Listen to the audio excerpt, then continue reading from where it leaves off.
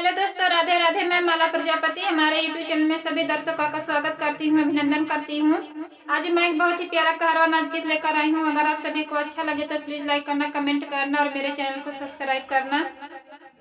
खेले जुआ यारे खेले जुआ, मधुबनवा मेरा जा। खेले जुआ मधुबनवा मेरा जा।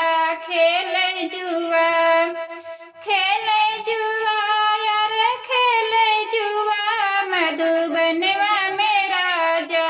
खेले जुआ मधुबनवा मेरा जा। खेले जुआ सोने की थाली में जेवना परोस्या, सोने की थाली में जेवना परोस्या, जेवना परोस्या हो जेवना परोस्या।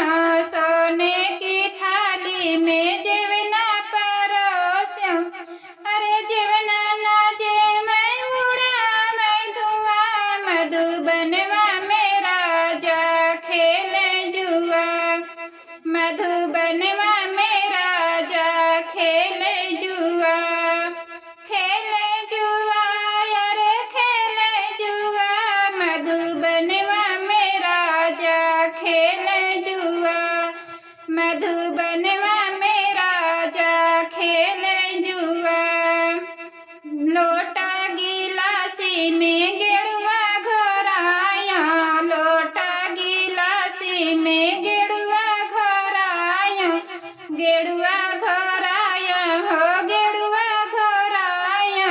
लोटा गिलासी में गेरुआ घोराया, गेरुआ न घोटे उड़ावे धुआ, मधुबनवा मेरा जा।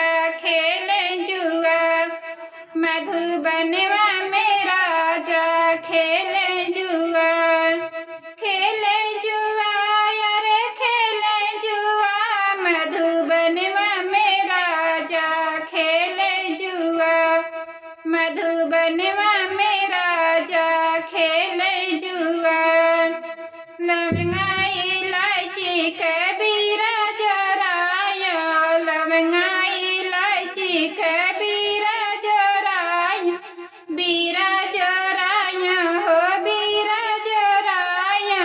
लवंगा इलायची कबीरा जराया, बीरवा न कुचे उड़ा मैं धुआ, मधुबनवा मेरा जा। खेले जुआ मधुबनवा मेरा जा। खेले जुआ खेले जुआ यारे खेले जुआ, मधुबनवा मेरा जा। खेले जुआ मधुबनवा मेरा जा। खेले जुआ फूल हजारी कैसे लगाया, फूल हजारी कैसे लगाया, सेज लगाया हो सेज लगाया। फूल हजारी कैसे लगाया, सेजिया न सोए उड़ावे धुआ, मधुबनवा मेरा जा। खेले जुआ मधुबनवा मेरा जा। खेले जुआ खेले जुआ यारे खेले जुआ, मधुबनवा मेरा जा। खेले जुआ मधुबनवा मेरा जा। खेले जुआ